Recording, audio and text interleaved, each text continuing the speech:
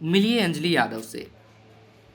अंजलि से मिलने जब हरियाणा के एक गांव में उनके घर हम पहुंचे तो अपने बरामदे में पंखे के नीचे बैठकर किताबों के पन्ने पलटती हुई मिली हमें अंजलि।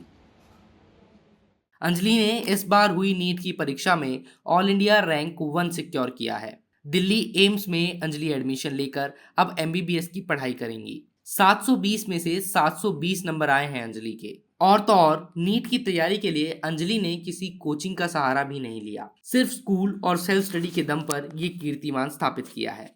सर स्कूल स्कूल में ही मेरी काफ़ी देर टाइम चला जाता था क्योंकि स्कूलिंग आवर्स हमारे बहुत ज़्यादा होते थे और एक्स्ट्रा क्लासेस लगती थी। कितना टाइम तो होता था स्कूल में आपका? घर आते-आते मुझे 5 बज जाते थे। 1 घंटे का रास्ता था स्कूल तक अच्छा, का। यहाँ से स्कूल आपका 1 हाँ, घंटा जी। तो मैं बस में भी पढ़ लेती थी, तो 2 घंटे वहाँ यूटिलाइज़ हो जाते थे मेरे। और स्कूल में कुछ 8 टू 9 आवर्स की स्कूलिंग हो जाती थी। उसके बाद घर आके जितना टाइम मिलता था अराउंड 5 टू 6 आवर्स तब पढ़ लेती थी। ऐसे पढ़ाई करती थी मैं, इतने कुछ मेरे आवर्स हो जाते थे।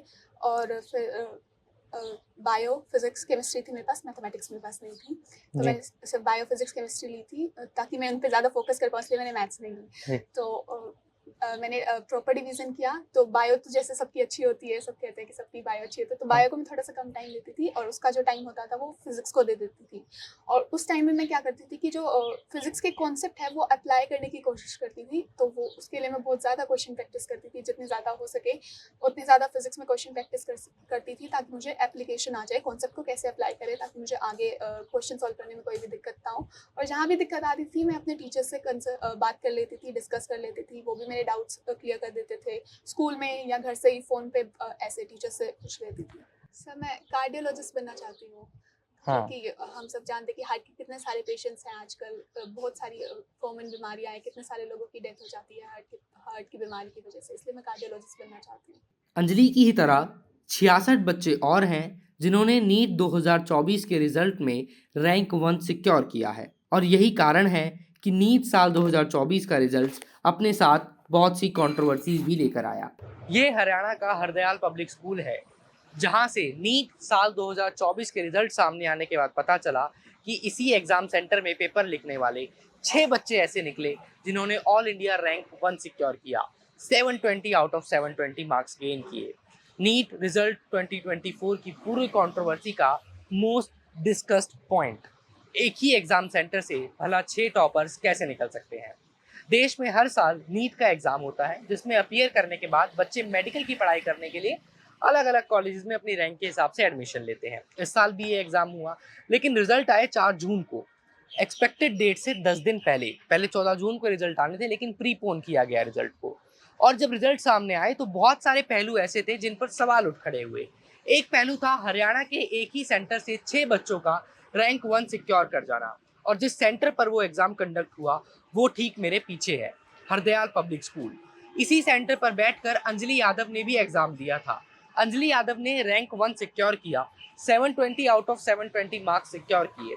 हमने अंजलि से बात की, उन्होंने अपनी पूरी जर्नी हमसे साझा की, लेकिन एक चीज उन्होंने और बताई जो सवाल खड़े करती है। अंजलि ने बताया कि किस तरह उनको एग्जाम पेपर देने में 15 से 20 मिनट की देरी की गई, और शायद उसी का हवाला लेकर एनटीए ने ग्रेस मार्क्स देने की बात कही। जिस सेंटर पे आपने पेपर दिया उस सेंटर को लेकर बहुत सारी खबर बनी, क्योंकि आप 5 या 6 बच्चे ऐसे थे जो जिन्होंने सबने 720 नंबर लेके आए उनके। तो आपके सेंटर में क्या एग्जाम डिस्ट्रीब्यूशन में थोड़ा प्रॉब्लम हुआ था? कुछ अगर आप शेयर करना चाहो, टाइम जिन बच्चों को कम मिल पाया था, क्या हुआ था? सर 2 पेपर दे दिए गए थे और फिर हमें भी नहीं पता था कौन सा पेपर करना है, तो हमने इन्विजिलेटर से पूछा कि कौन सा पेपर करना है, तो फिर वो पूछ के आए, तब हमें पता चला। एक पेपर हमें दिया गया और एक वापस ले लिया गया। तो इसमें 10-15 मिनट लगभग इस प्रोसेस में वेस्ट हुए होंगे। हाँ जी। तो आपने भी उतने कम टाइम के साथ ही मतलब आपने पेपर दिया और उसी में आपने स्कोर किया। हाँ जी सर। 62 से लेकर 69 के जो रैंक के बच्चे हैं, ये सभी एक ही जगह के सेंटर के बच्चे हैं। इनके रोल नंबर से पता पड़ता है। 2307 करके इनकी सीरीज है, वो सभी बच्चे उसी उन्हीं उन्हीं रोल नंबर की सीक्वेंस में वो सारे रोल नंबर हैं। इन बच्चों के आगे सरनेम भी नहीं है। अच्छा, अगर आप बहुत ध्यान से देखेंगे तो एनटीए की रूलिंग कहती है, हाँ बिल्कुल आपने सही दिखा रखा है स्क्रीन पे, बिल्कुल इनको आप ध्यान से देखेंगे तो आपको दिखाई ये देगा। यही वो शायद बच्चे हैं जो आपने कहा कि सबका एक ही बिल्कुल सैसा। बिल्कुल, आप देखिए तो जी। सभी आसपास के हरियाणा, दिल्ली, राजस्थान। अच्छा, जी। दूसरी बात आप ध्यान देखिए तो इन सभी के रोल नंबर सेम सीक्वेंस में चालू हो रहे हैं, मतलब ये माना जा सकता है कि लगभग लगभग सभी एक सेंटर के बच्चे हैं। अच्छा, एक बात और आपको खास बात बताता हूं, इतने कोइंसिडेंस कैसे हो सकते हैं। दूसरी बात मैं आपको और बताता हूं कि एनटीए ने बोला था कि जब भी अगर बच्चे के नंबर सेम आएंगे, जैसे 720 सबके आए, तो फर्स्ट रैंक किसको दें, सेकंड रैंक किसको दें।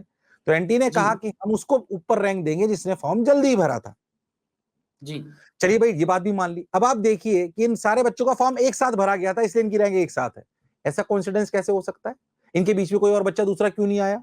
मेरा व्यक्तिगत मत है कि इसको किसी एक व्यक्ति ने एक साथ फॉर्म भरा ही नहीं बच्चों का एक ही जगह से, इसलिए ऐसा हो पाया है। नीट रिजल्ट कंट्रोवर्सी और रीनीट की मांग को लेकर सुप्रीम कोर्ट ने एनटीए को नोटिस इशू किया है। 8 जुलाई को इस पूरे मामले में सुनवाई फिर से होनी है। तब तक के लिए बेंच ने काउंसलिंग पर किसी तरह की रोक नहीं लगाई है। कैमरा पर्सन मदन लाल के साथ मोजो स्टोरी के लिए हर्षित शर्मा।